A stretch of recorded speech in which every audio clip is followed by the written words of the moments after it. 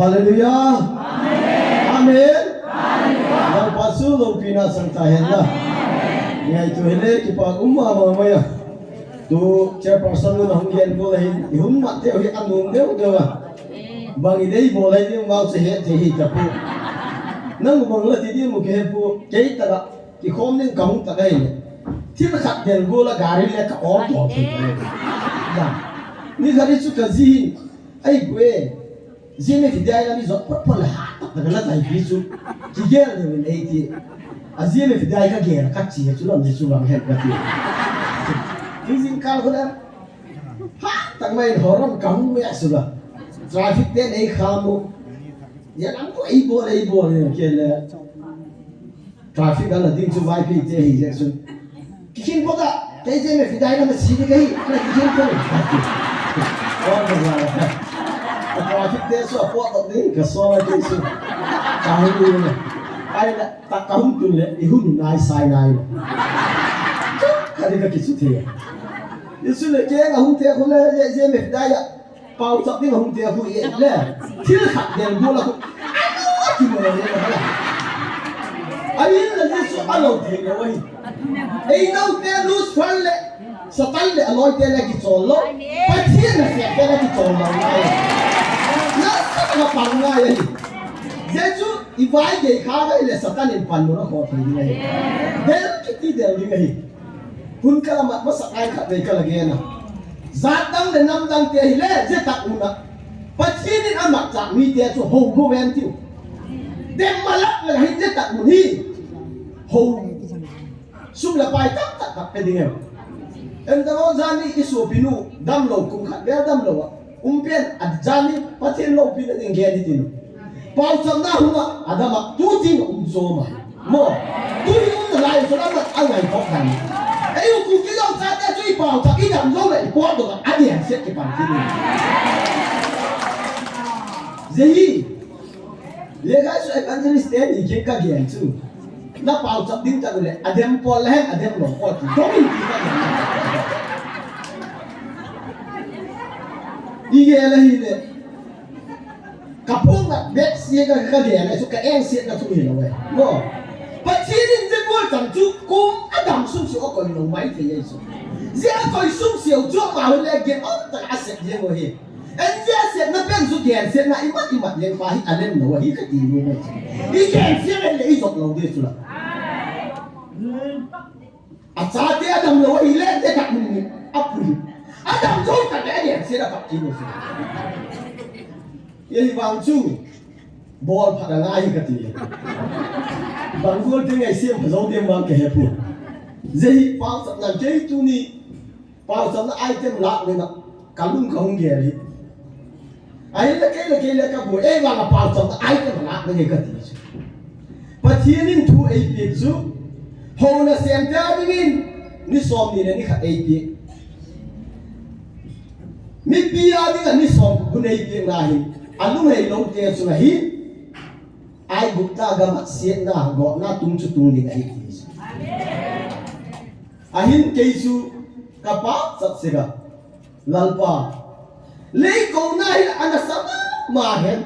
ho se le kha bua ka cha te chu ka ha ko sanin agam la ei tai san da de ken ahin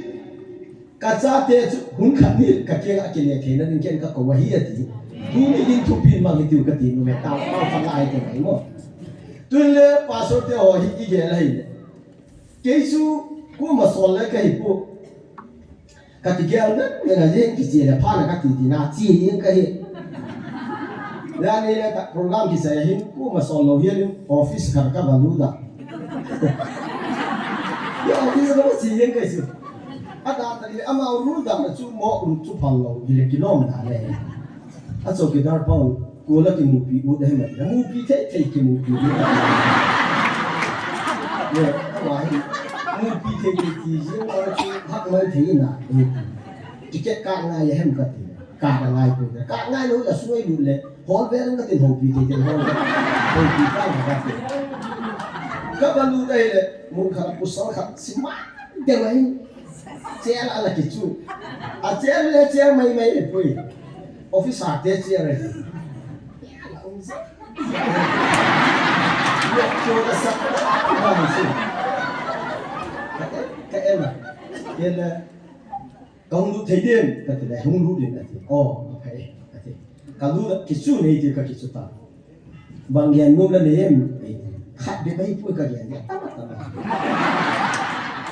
là nghiền ngôn chung quan tan ta hít là bom mình ta cái chụp phun hít là bom mình dễ cái ai chụp phun chứ là bom mình dễ cái này là phun không sỏi em không mà nó sỏi phun năng lấy cầu dễ là không cái bạn nói câu câu vui vậy hay là cái năng là không cầu dễ là không cái con không cái con nó bảo thì không dễ là lấy cầu hi dễ chú này lẽ hầu lắm cái khác này dễ chú dễ muốn là lan pan gì thì cả cầu nó hẹp dễ cái năng là không lẩu dễ cái năng là không cầu kinh cả ta dễ là không ngay thì hi dễ chú là không gì là hi là chỉ bút đồ này là không gì có cái là cái lẩu quen cho thì chú à thì lão lẩu quen ông hai cái sạch tên vàng ấy cả con nuôi cái trẻ lai của sao khẳng khúc hàng sao là cái sạch mà mày à quá saoกูคิดสปะอาเจ๊ไก่บางมาแล้วเนาะสักไก่บางไอ้มาเลยไก่สามเนาะกูสอนไก่ไม่ลงไอ้อาเจ๊อาเจ๊ละกูงงสักไอ้ไก่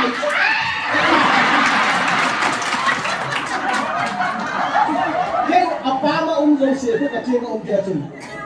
ภูมิปีเล่เล่าลงอาเจ๊กิติบังที่จะกูชูลำหัวที่สามเซนมาตามกันhung chu khala ki thini hi ni lau pian chu chi chu je ye chu nga ni ka se lo pa chen ke yan ke la chi u lo le la hung ni ne a je chu lan pan je mu na a ko na nang le ke ya ni som ni le ni khat be bu nei ti ngai tu hi ngai ni ta ta ka chi zo ta ha ta khat be bu ni ne ye la chi ba bu lo le ka wa ti ne đi lăng chỉ này thì nắng so là chỉ đi lộc cái cái chỗ này thì vào rồi cái nó chỗ đi băng đi mà chỉ đi làm chỉ lộc đi là chỉ đi là chỉ lộc đi thui hết chỉ mà sao cái mốc chỉ thế cái gì chỉ đi là cái lộc lộc chỉ lộc đi là cái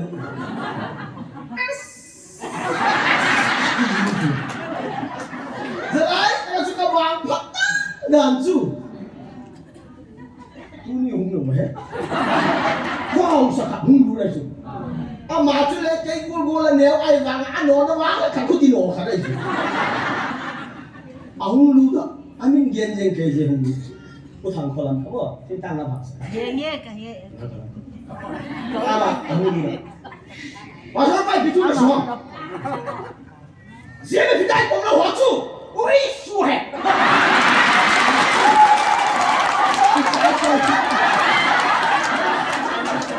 bằng trong lâu cái ấy chẳng biết là dã chết nên các cái hồn từ pha trên ui su là ục đầu nét làm con nó lên qua thì chẳng biết làm gì giặc con min chú Israel là cái sản bố lên năng min chú các bạn không qua này rồi các bạn mà mày mình son liền đâu cho mình chết cạnh một cái điểm gì đấy thì gam suy đuôi khai thế là chúng ta ban cộng là sao cả mày đây là cộng năm thứ hai là chúng ta ban là ăn uống cô là cái lúc một đinh thu ông vui chia đinh là chia lòng đinh qua chứ năng khu động mày hiến là ghen thà lòi hi bằng ra là lòi em có gì thà lòi cái nào hung lên đi bán bol lấp lại bol này thế đi bán bol lòi cái đi bán cái đồi bụi là lòi bằng ra đây tắm thôi ai ăn lòi ra bằng sự chân điên bọc thật bùn cái dễ ra cái lòi hi ai nè riêng mấy cái ai muốn ghen xét đến là lòi chung kịp đi bác sĩ chung buồn lắm một điểm đó là lò chụp gì ấy sẽ đang hi sẽ muốn điện sẽ nó nhưng nó lọ thì biệt rồi là ăn gì cái lọ cho khác tu ăn gì cái lọ cho đặc biệt rồi đặc biệt rồi là làm con chỉ biết làm khảo rồi cái sự các bạn thong như là vậy sự chia chén như thế này cái đèn cho vậy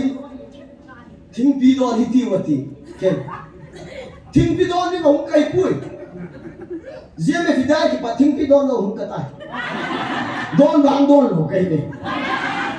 ahin là rất là muốn ăn điểm bé bé gì rồi hi ăn điểm lo nó đâu Pathen không pi này thì hết rồi nó các bạn kể đi amahin nó sang mai hung gian ta aku tiada cái gì công là vàng chụp vui đi vui luôn đi nang mà là hung nào đấy là vui luôn đi in xuống đi ba chỉ na chút sa thế chỉ nang là cái này chung nang lòng cái gì đấy vui luôn đi đó là hạt đúng rồi là thằng nói đó có là cal đi cái mang sụt cal biết cũng cái gì Pathen cũng sụt cal biết các bạn thấy à Pu Thanglensei Houlimna cái này là đa số cái này saya chú cái số to tít lên mua mi aloi dia cả ta mà gì cái Pu Thanglensei Houlimna là kidng Thongkholun ấy mấy khăn lều lên lều cái này aloi bay Pu Thanglensei Houlimna asei cái phá là cái này cái là chia tăng vào cái không amai zeni wang su kalung cái này su khắp mà mày ăn đen đó và sau đó kêu lên cái ngày tuổi cái tiền hung buông cáo vô thì có đi đâu là hung đi đâu là tiền Yesu amau hin bang thì ông vai hôm đâu mà vang su kẻ phụ hung tiền mất sang in vang su hung cái gì Yesu cái gì thế nào cái Yesu cái này vang ấy mi mai tổ cái hồ lô thì cái gì tu lai cái lai pan thì chúng có đi mi mai tổ cái hồ thì lai pan nắm cái anh vui vui cái vui thì đi cái hồn kỳ này dễ làm qua mà thế bằng chú nuôi là mấy chủng cái chai rồi chú là ăn đồ nó vậy làm qua mà thế vui vui qua nó cái là mi gari chú là u đi gari chú này chú này là cái chai cái mi sòm ni làm công vui vui amau hi vui vui hắc đồ phí sòm ngay tiếc lẽ là cái sườn ôm đó Tại là anh người ta gari ấy độc luôn lẽ to đi có thằng hung pui cao sinh như thật nuôi là vậy chỗ này này và thiên gia là tu tiên hình bằng chân dễ mới đại muốn à gà xuống rồi cái cái hẹn mong mong cái sòng bằng ngay tại tu tiên là làm ba mà xí mà vua cũng tao nói chứ cũng chỉ bùi thế hi một số khán hình bằng tu tiên là ấy đồng sẽ cái evangelist Pu hi nung mai hi nghe cái thả sụp đầu đi đến giờ thôi cái tiền bị mua rồi nung mai là hi lâu hi vàng phát na lo mẹ cái gì ai là lung điện là hiền hi Pu sal khát su cái tiền kidng này là khu adik nói hi cao sư là khát về chỉ kia lắp tiền thằng này adik nói mà tu lại bà soi tan rồi thế là sẽ go lung thêm mình ngang đấy em ấy là ai ta mong đi chứ em vẫn đi Pu sal đi em ấy riêng chú Pu sal bằng cái gì em à biển thằng nào thì coi bằng kia đến cái gì học ta kia là bằng như nó mà thế nào cái sự là biển thằng nào thì coi gì cái gì mà chú cái sắc là mà à biển thằng nào thì lẽ evangelist Pu hi phi đi em thấy khi sao ra Pu sal khá lên bằng evangelist Pu sal pasian mai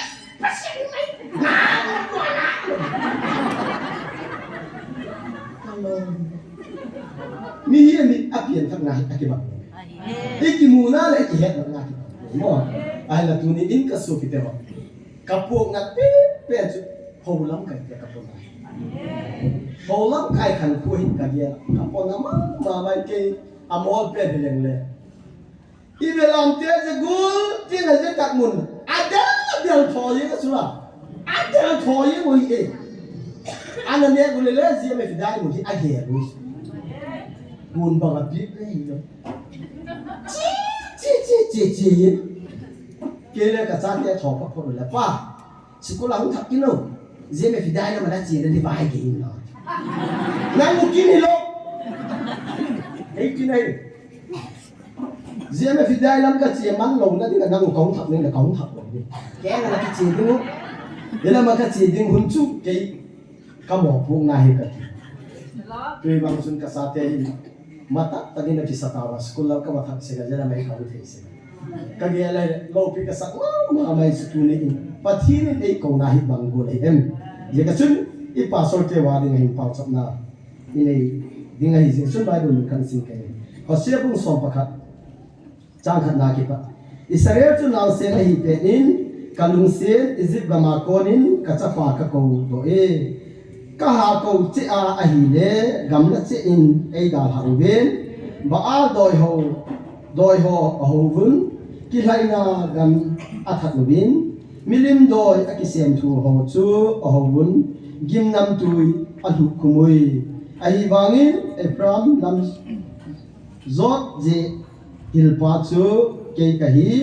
aba abon chawa kaban jangte ni a ka kai le ai ve Hizan gehin Adam sa'uwa keima kahilam zong ahepo be Bible thengtho sintara palan de emal sopi kaela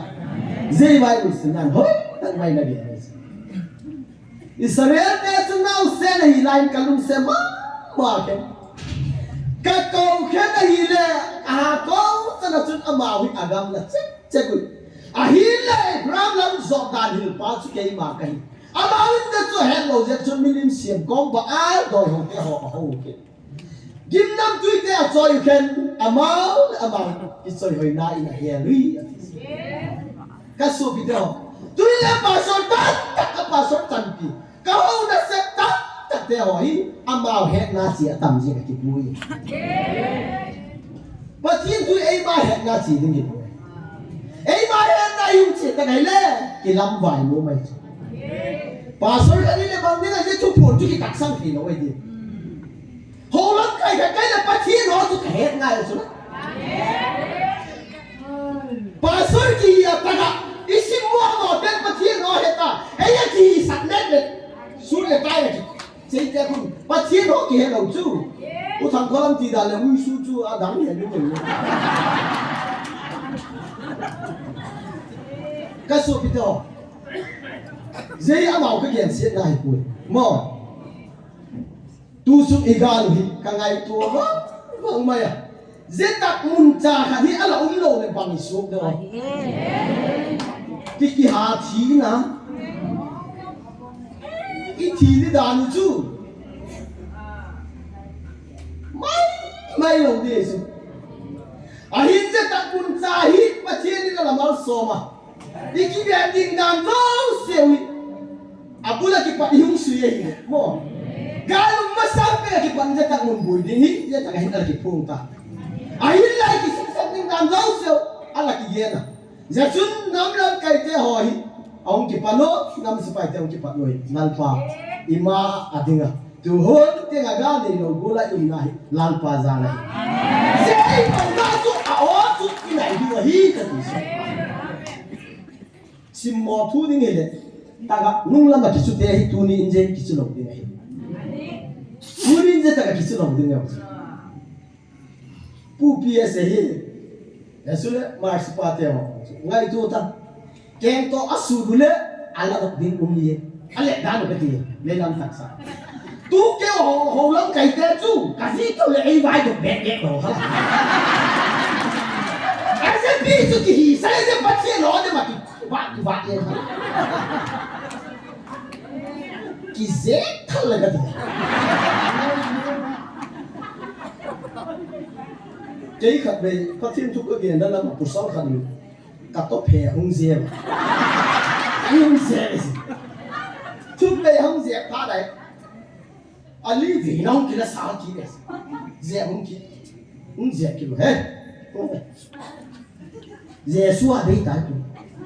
Zia su hun thum tiang ai be ga hi hai. Tum về lấy gì nó cả thế, tu đi, con nghe qua chụp ảnh đi hết,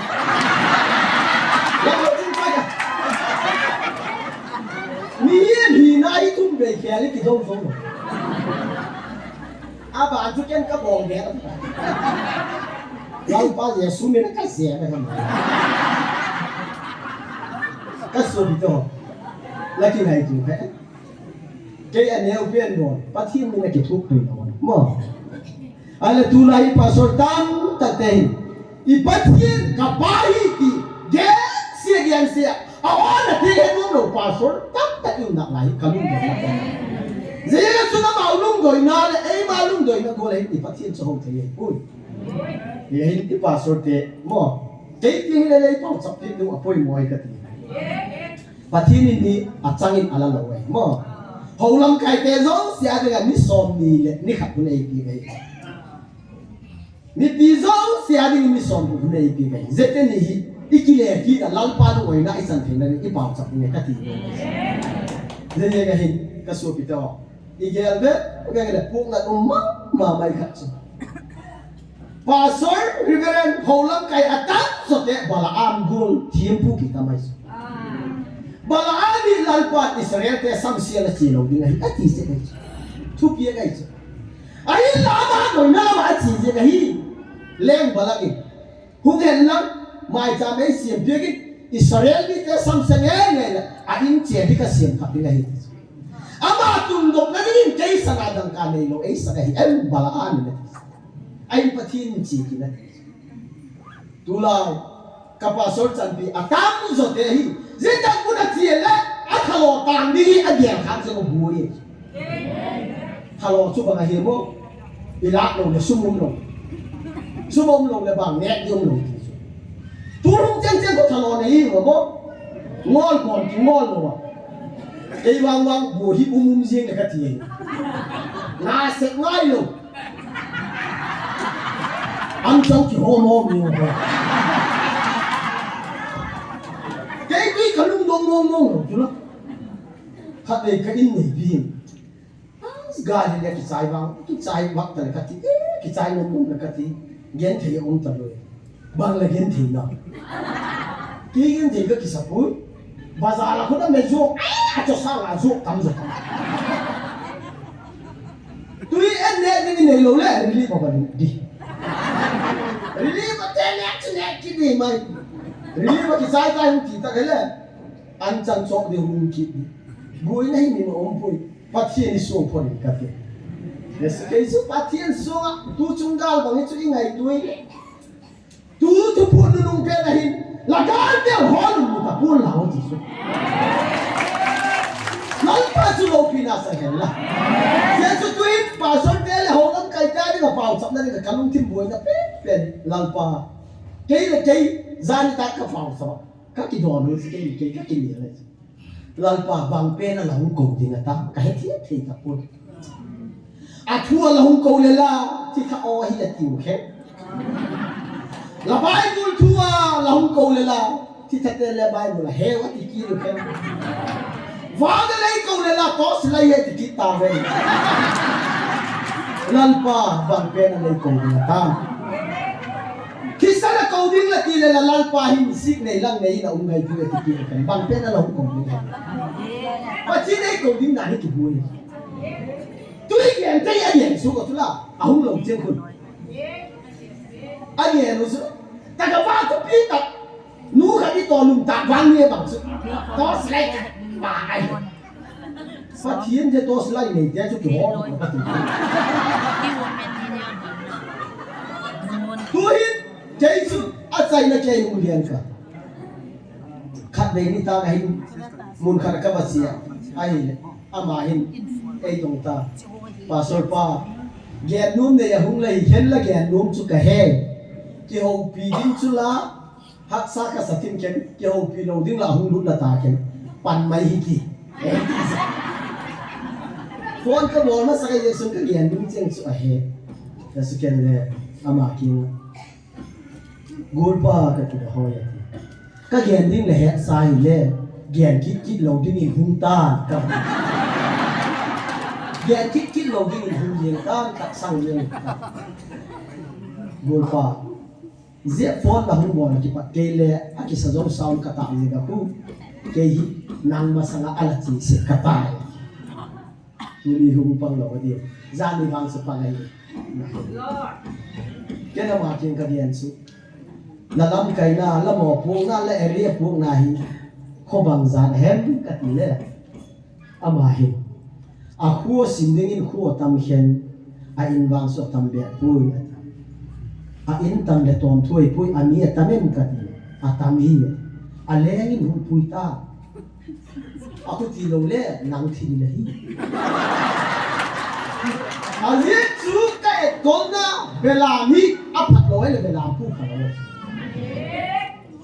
bala an hi ching a ki sak ten ba na hi khoi ke lo gan cha sabil tum hin van so cha amu bala an nam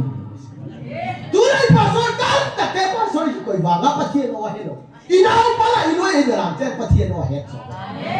ya chu bala an mi au ha go la pa so te la ho lam kai ke mi au ha thi na ni pathen ki na pan pi na pi ki ti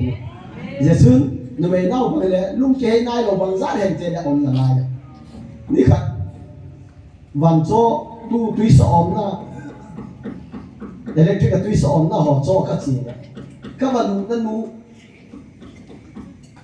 nu me chapang khat a hi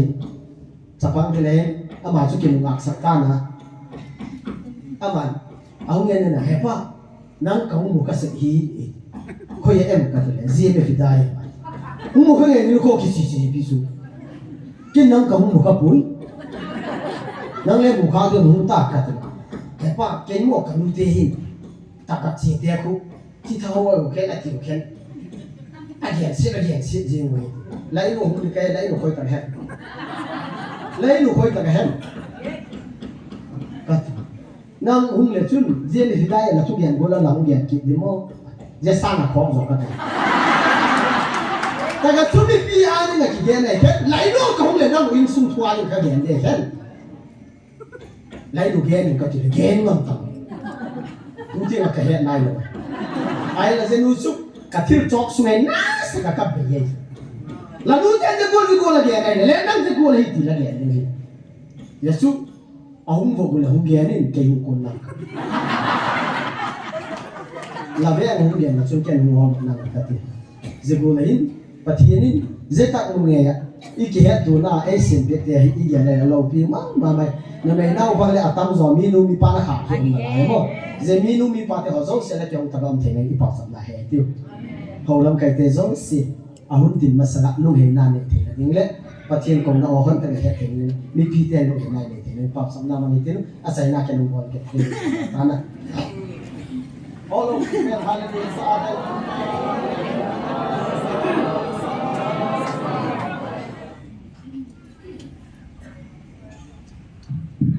Hallelujah. Amen. Hallelujah. Amen. Okay, lopin na Chomkhat. Ini hi ilaya hi extempore speech ta bamahin. Ay ni din daw po wala sa di umtip po. Unin kasay dom chu yung pikisay dam I gagere nila. Pathen lopin na boy sa di katano men. Unia silaya in topiga iluway le tao ngay ken ingakan desa o chui ay le masapinin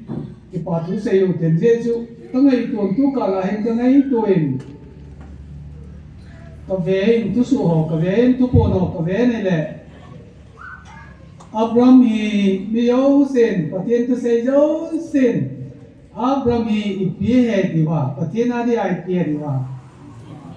ka zol pa tie de na kami pa ka zol pa tie na job chue le ipe ti taw mo job he kami pa ti do to na le bible ti chanin simwa ama ho job le abrami patego na le ta san na tua sei pa le abram isei we Abram tuk ngan kisei Tuhan na le patik na tu kisei palahin Job tu isei we Job ay kilo we tu chung tu po na say na lang na chon isa tawin hilai in nei nu hi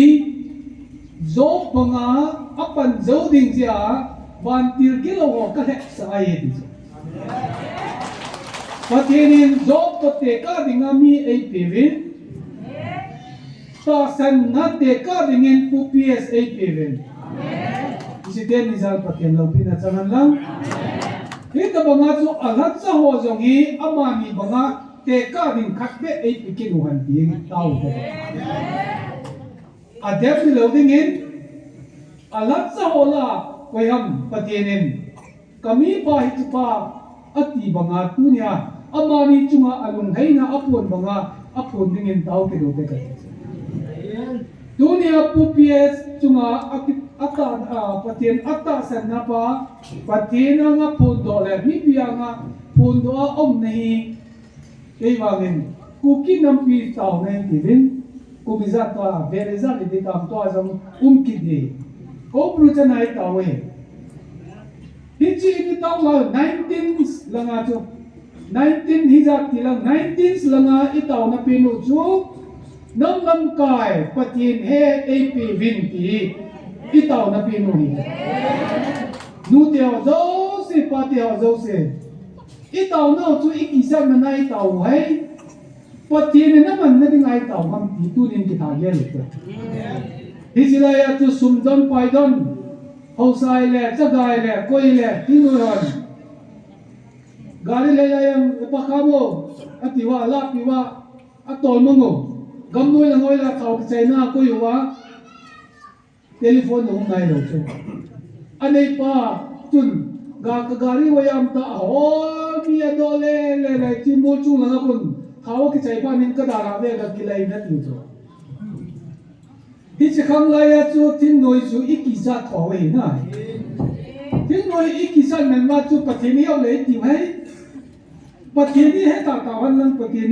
ni ilam ka le ti hom dunia itu thangel pan koi macha in sanam jangum lo koi macha gari hoi chongam jangim lo we Pathen lo pinarin in seutin in pute to iboy yo wae koi puhem lalin Avah na in sayawin te tio ko ma in masare he na ko ma dimana ngai la kenin he sa o in nasare he ya in nasasa gari cho yo horin ko ma gari cho wo Andan suboyom lekke komain sei wo atina asahon janga ma kichan mana sao gari sohon janga ma kichan mana sao ama na gelchu ille gari ho mi nei atam lawai le inamu mina noi sei ti ama na ya chu in sain kiteno howin jang koi man sanam lo howin saleo hen ting noi wan demand bowling da ta koi ma howin phaya hi sa gan lo hi chu tu ang gina private in sa pa ba Pathen tu lam tu til chom tale howin sai kitte ke dowana oi pen phai sung dunga ho yo se ang tu na la lo su ke kitte to ke ta wa ke ho la jong hoi pen ke ho beng nom ho bung yang kun cho sang pula đi na mi phải na hỏi pin sa đi tai cái xe này na tập quần cho để nó một bên sa na xe này na tập quần này hỏi pin đi ngạc sa hỏi pin na yang tu le tu đi mà na tu cấp bên na yang le áp phần này cái gì cho ai bằng na hỏi na chỉ có mai là cùng dân kinh đó lâu la yang kinh đó lâu hallelujah yang hùng lâu amen yang hùng lâu Hilai hallelujah amen tam tuna howin le noi amen hallelujah amen smart ta kitowa tu sei pa na sei ya sei cho mi ong sei na sei chu la di be se lo wa di nam ta ki khai so kai dunia ka ti da oi nun dan ka sei lo num na pen chu pyam de le nam pi e ta na wai go tin noi lam kai hon Pathen he nei pi le ni ti na tu na lam tin noi lam kai ho i tau no Pathen na sa na tin noi lam kai ho tau na ding a pa so ro a ko the ta je gen Pathen thang wan man na Hào kidng à cổ rồi yêu rồi cổ bằng hào kidng à cổ chú lại xếp phía hệ nào là cổ rồi yêu rồi thì chỉ là chú tu nên in cho mình phát sinh ở trên cho mình tàu tàu viên thì chúng tôi cái tua yang này representative ho tu nhà các sinh nông MLA ho number one tu đi dân địa MLA ho hi dung khắc giáo này rồi Pathen he lâm cái ấy bị nó thì nghe tàu phần kết tàu thế đi lại pula UPS MLA khát lên ni UPS bangin lại bê là lắm CSO ilam kai ho zupunga dala te lo ngan kam tam mai tunin CSO lam kai alin pin ho le tingnoya alin pin ho le MLA ine ho wi chilai pula man lang le Pathen tua sa ngayang na to de Iti dia tu ni tàu nai te ma chu chu kan koi no min iti ho di nga chu tàu nai te kan koi no min tunin khat jam ka sei no atan kim neu chakat ka sei no men doctor le din inbox in jong ai lawai le Gmfdi WhatsApp ayan so in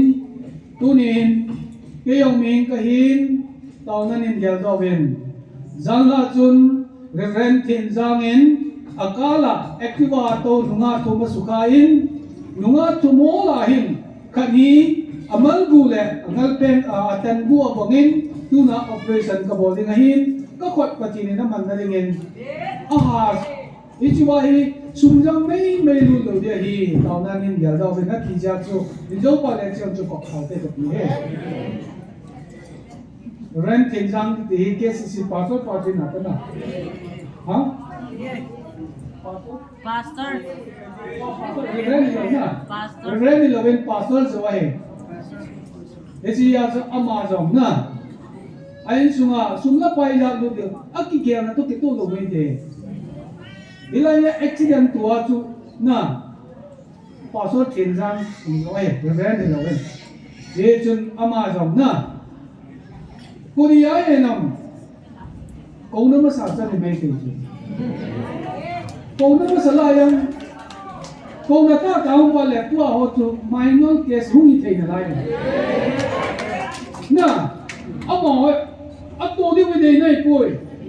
kidel do na nei wan tie ayen chu on satan yo wai pon apathen pa chu yo hin amo on jang kapathen na pi pa chu on jang kapathen ni ti we hin hilai dem na hilai ta san thì là ông gìว่าchú ông mà hết ta sang mấy thế ta sang rồi mấy thế ấy vào ngã chú câu nó neo trả chân pin ông mới sập pin gì nè ni khu linh này là chú tiệp pin ni khu linh này làว่าsố cái gì hiện warning cái này nè warning pin mà sang ngày pre warning cái nông chú cái gì ông chú ý thế ấy ông mà hoa pa chú join tàu pin tàu chú cho mình coi yêu tiếng Doctor Pu naman ite. Ye. Tukile akisuka naute ho no ita ba mong paisa am kitay lewe. Nule pa islaya kum dama damo cha yang itay na lai. Na. Ewan ko yan ya do we. Ye chu di chu yung i agel do tin na di ng tao tin. Tukile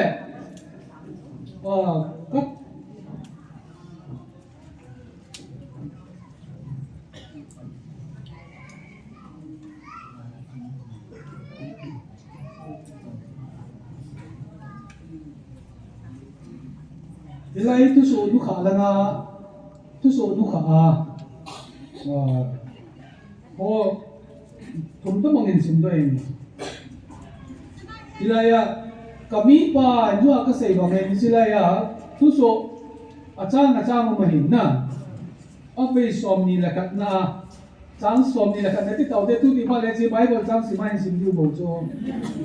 ko bible lai si mo yang ni te bonga tu ki pi ho sa chai ni ki sun suna apuan semba bible chang ni tiu te bonga tu an ilaya hichini kwa tu pi la som ni la kat na chon kami pa te pu ps asei nei tigelin nangal mi te hoi langa umgam hitam ke mai nei ta san zaluwa kathil go no tunin namutawe tunia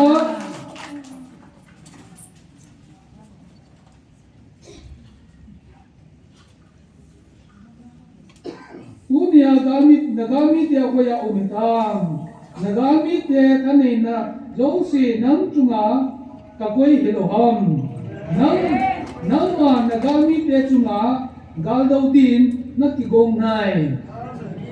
kigong tala na putweso abola nga say chila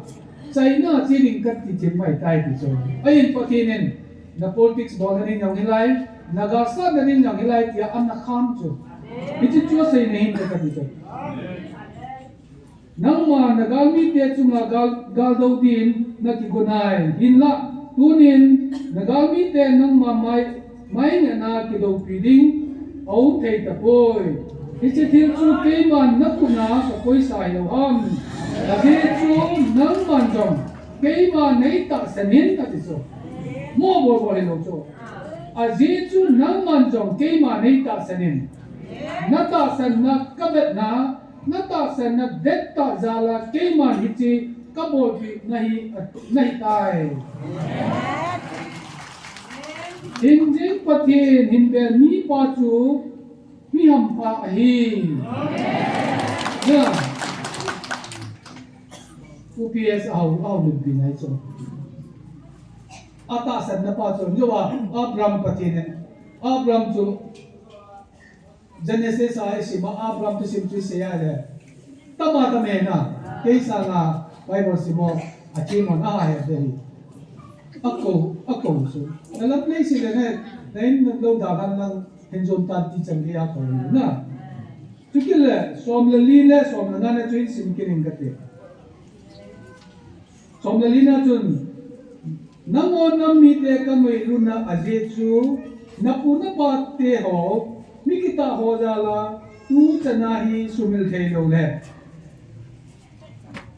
hakang thelo wa hu hing na chan theina ni mowa ka ngai lu na sang pi na ka ngai lu na hi ve hu hing na chan theina di wa hi chi ngai lu na hisana ko na ka ngai lu na adai ke poi ati cho Kukinam pitaw na kazaw na yo siya ipui pati ho chon sit na itaw so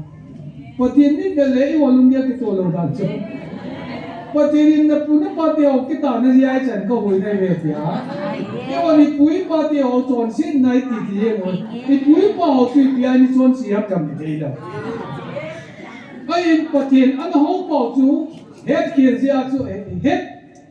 ipia kha sia chu tunga Ini saya dah, kita hawa ni tiga, doi hawa ni tiga tu na. Itu doi tu ini hawa wen, ahi amoy mi kita ahi itu kaya tu.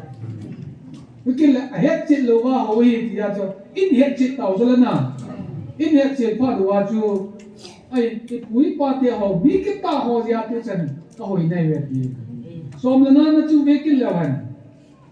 Nang dang jauh si sangin nang onam mi te chunga. Pakipana asam joy. Ajechu dia ensalama na pesi situ. Ajechu napuna pate ho. Mikita ho katleni. Heje tisana ko na chu ko hing na tu intin le.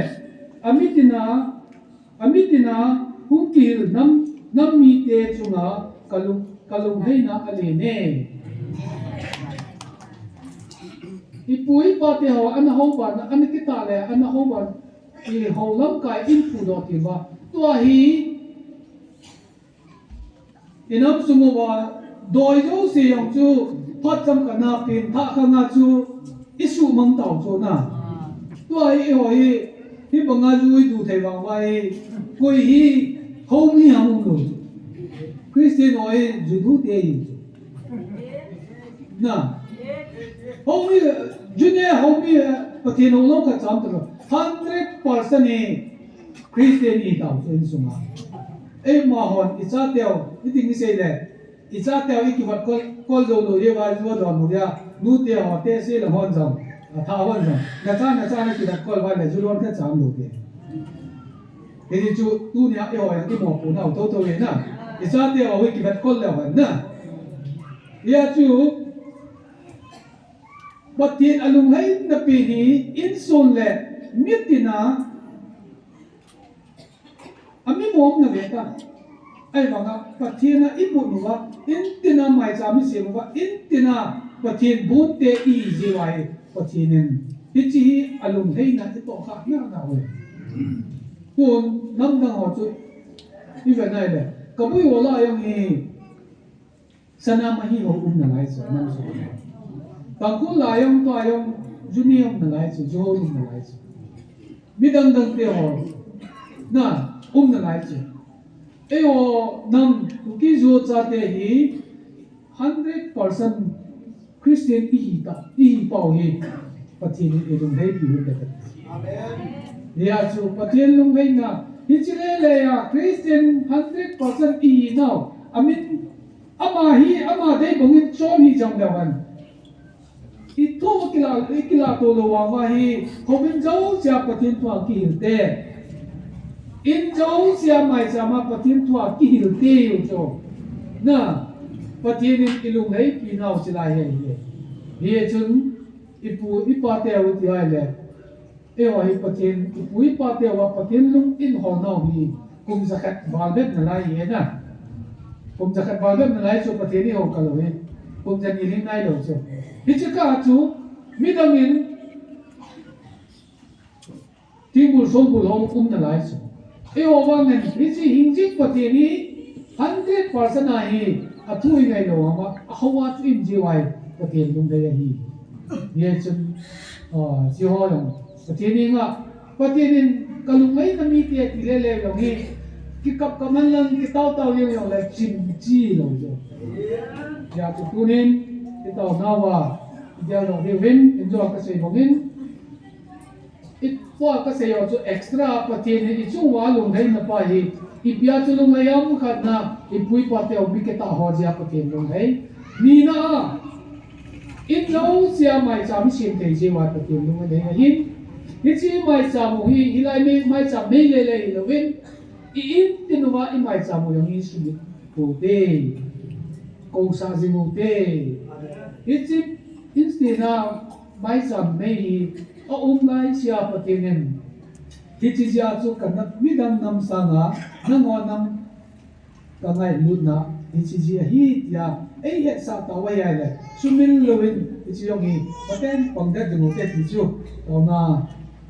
ei mo ta na dia kan se na na ka de chu enjoy ka se chwe kai ki pa tu se na ding chu Pathen te ka pi evangelist nu to te ka pi nam kai pu ps Pathen te ka theding lam kai in ei je bin Pathen thang lo te I tau pi ho chu I tau na di ho chu pa so lo yang te ka pi theding pa so ri ti le tam ta la cha tam ta ni ngai hi chi ho la cha tam ta la alubu pen ho lo yin hilai mu na ato the na de ben tau te tukile yemle ho cso ho Pathen ber theding thum ki tau te timui ikisa je wai tu mule Pathen ni pe ta ven pa sa lo le cso ia kisa lo je wai ni thum lo he na pa so lo lai ki tau ka me se lo ju cho he cho ma he a hing sa na ne ki ya so I tau na ni pi tau na dal ka le ukile emle ho yo ka po ne to jo emle ho he khat ben ni ben om na wa Pathen ka ta sa ne ti wang wa ila ya pu pes bonga ki bol pu khat be im le Parliament awan sang mo sen si pu le to atu pa na tu di so wai zania yang sei ta sala ki zo te MLA so mola minister nium sala minister te ni hin paya na to ta lo zen amani ministry na lado vilnao amin sei ko ten alang khat te ke ho nei pita ben tu assembly na klimum ta cho ai yo mai hi ye chun amo ding jong tao na ni piu tin và chỉ nên ngạ đây cũng pin vào chỗ hít thấy em không ông bộ thấy nào tâm tao nhau này Pathen bel walang yudon daw le Yesu Pathen ni ilung kuwa Pathen ay ilung lay piu hi a Christian hinlayo cho hin na a Christian to non Christian to ay ti chopal lo cho ha di be se lo hung mu han lang ama hon jang lam kaya hi wai le ama hon jang hin mi pin an van ha chu Christian sa kwa chu i bit na ngoi na tiom ka lo te bang yu kham mo mo ya thu khala te lo đi là là cái lá thề đâu hết, chúng chẳng thật cái này chứ, giờ chú chỉ là ngang chúng có thể nghe ngạ, lắm phải phá phá mồ về thì này rồi, Pathen mồ chúng Pathen hút đèn rồi tay cầu nào rồi na, giờ chúng rồi chúng cho đến chúng tàu tin, rồi chỉ là mai chăm là ngô min, nhưng ngày đó mà chăm mai chăm tức là đi thu ra na cái gì chai thầy lâu tu đi trong lệ cái xe chai lâu đâm mình cái thầy lâu thì làm cái phụ viên tàu nan thủ phải tàu na tu một tiền thì lúc tu một viên parliament làm lệ ở cái hôm đó là một cố sự cái yên và tiền như nào và tiền bốn một tên để chú chú ở đây này nó